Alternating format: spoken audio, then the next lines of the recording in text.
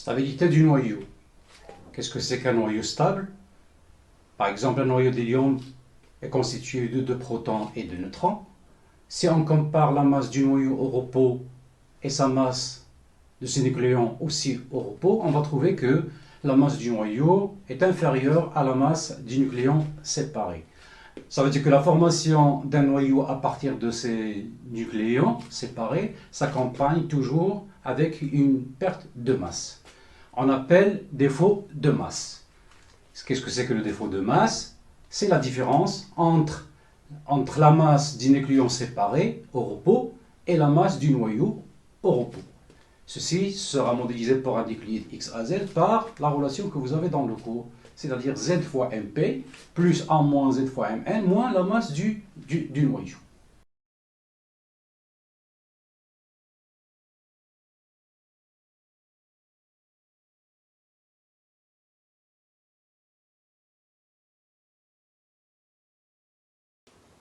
Deuxième point, l'énergie de liaison d'un noyau. Imaginons la transformation suivante. Dans l'état initial, les nucléons sont séparés au repos, donc ça veut dire qu'il y a Z protons et A moins Z neutrons. Dans l'état final, le noyau qui est X à Z formé est aussi au repos, mais il a une masse mx. On peut montrer que cette transformation s'accompagne d'une libération d'énergie. L'énergie formée au repos est toujours inférieure à l'énergie des nucléons séparés. L'énergie libérée lors de la formation d'un noyau, on l'appelle tout simplement l'énergie de liaison des nucléons constituant le noyau donné, et donnée par la relation que vous avez au cours.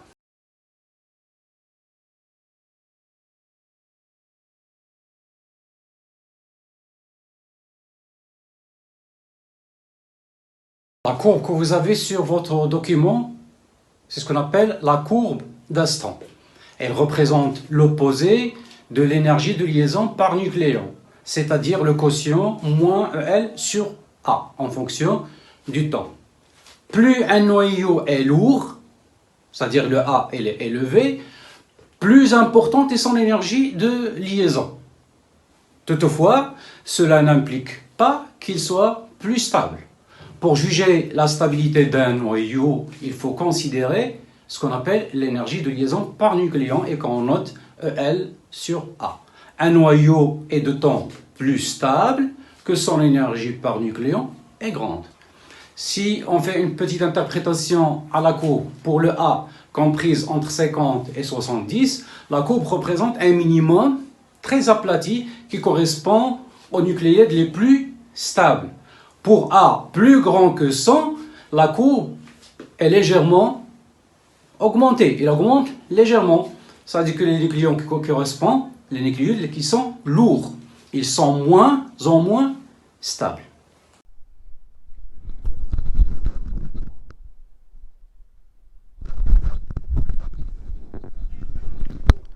Voici un exercice d'entraînement. Lisez attentivement le texte. Vous pouvez faire arrêt sur image. Lisez attentivement. Et on commence la correction. Première question. Calculez la quantité d'énergie libérée au cours de cette réaction nucléaire. Donc on doit calculer la perte de masse. La masse avant et la masse après. On fait la soustraction.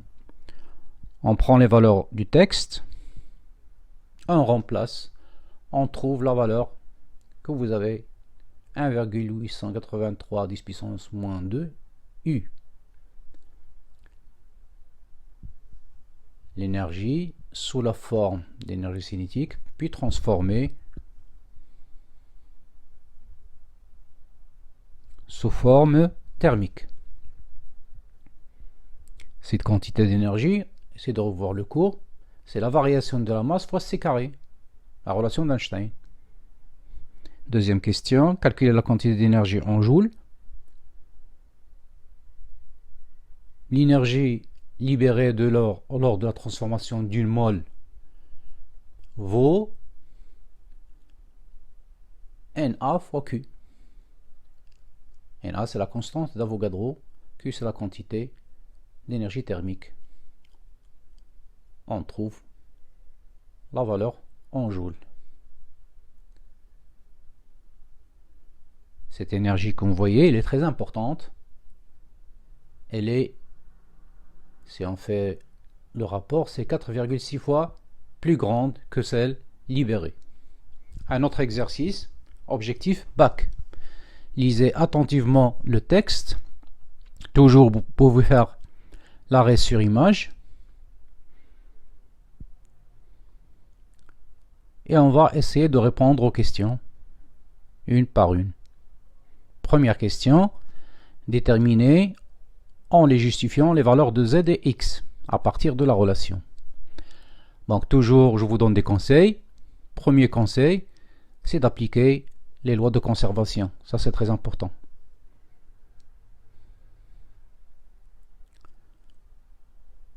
Et on commence par résoudre la solution.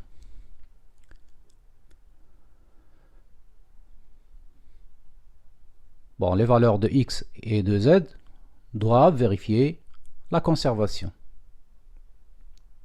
Bien sûr, la conservation des nombres, des nucléons. Vous regardez votre équation à droite et à gauche. Vous avez 235 plus 1, 94 plus 14. L'équation va s'écrire sous la forme suivante. L'uranium 235 plus un neutron. Regardez.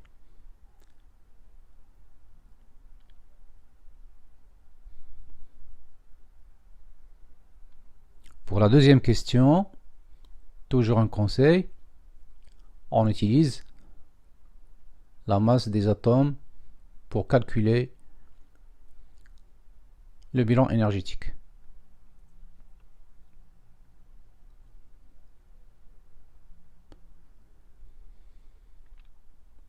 Car le nombre d'électrons est conservé lors de cette réaction.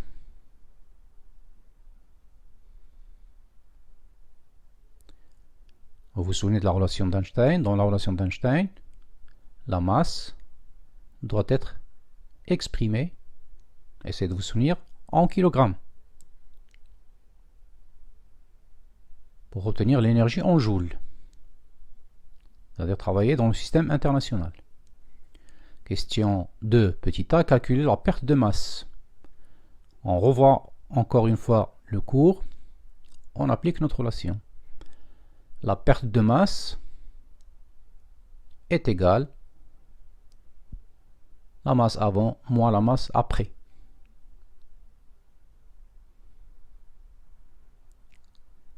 La masse de l'atome d'uranium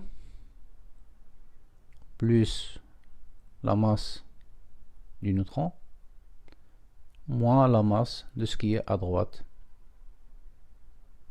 N'oubliez pas de mettre le facteur 2. Et vous passez à votre application numérique. On trouve la valeur suivante. La question petit b, lisez attentivement.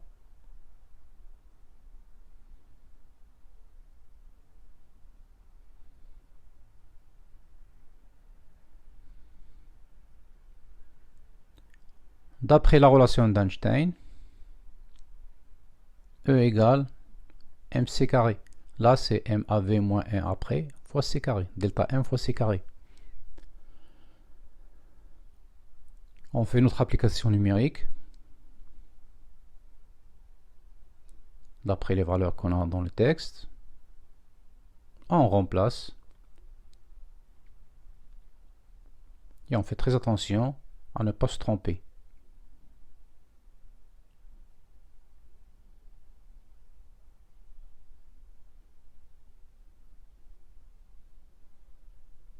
On trouve notre résultat en joules. Puis on peut convertir en méga électrovolts le MEV. Bon, vous savez comment faire. Divisé par 1,6 10 puissance moins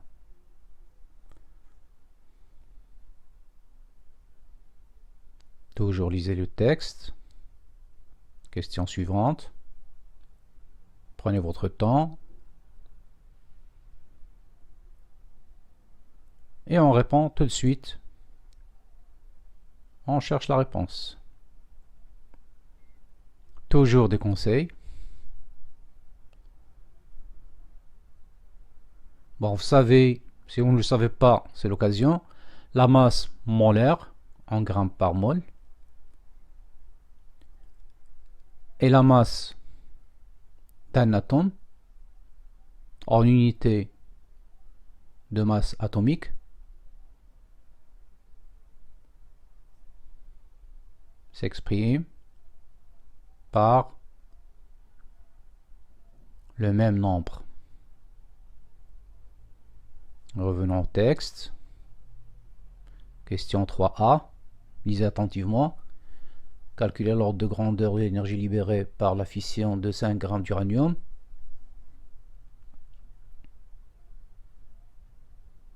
La réponse.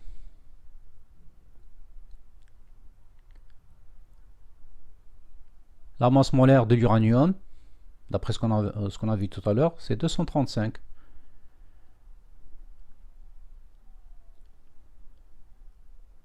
Et voisine de la masse molaire qui est 235 grammes par mol. Dans 5 grammes d'uranium, le nombre d'atomes est petit n égale, on fait notre division, 5 sur 235, ça nous donne 2,13 10 puissance moins 2 mol.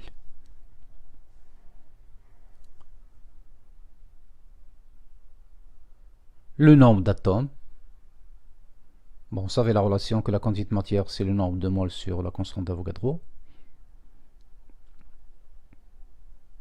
Le nombre, c'est n fois Na.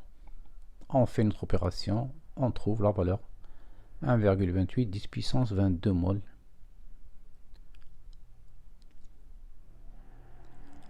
Donc l'énergie libérée par la fission de 5 grammes d'uranium, 235 bien sûr, vaut une énergie libérée de l'ordre 2,958 10 puissance moins 11 multiplié par 1,28 10 puissance 22. On fait notre calcul. 379 10 puissance 21 joules. Lisez toujours le texte. Question petit b. Calculer la masse du pétrole libéré. Toujours un conseil.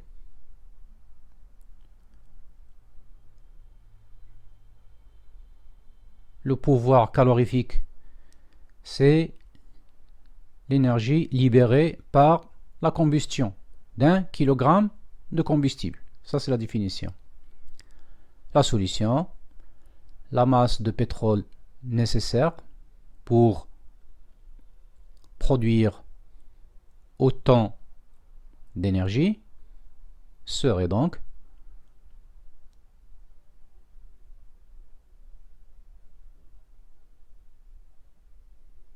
petit m égale 9 10 à la puissance 3 kg. Fin de l'exercice.